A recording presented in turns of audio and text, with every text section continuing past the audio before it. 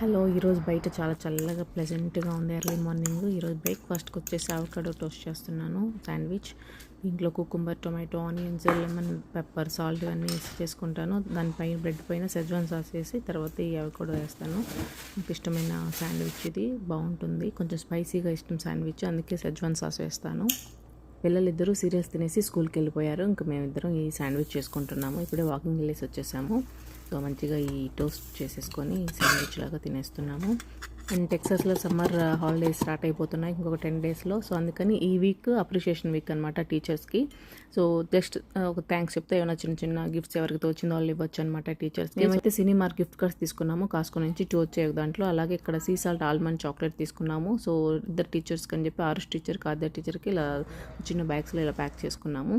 So last week కాబట్టి ఏదో ఒకటి మనకు తోచింది. అలాగే ఇక్కడ అదే చిన్న నోట్ రాసుకుంది. So that's it. Thanks for watching.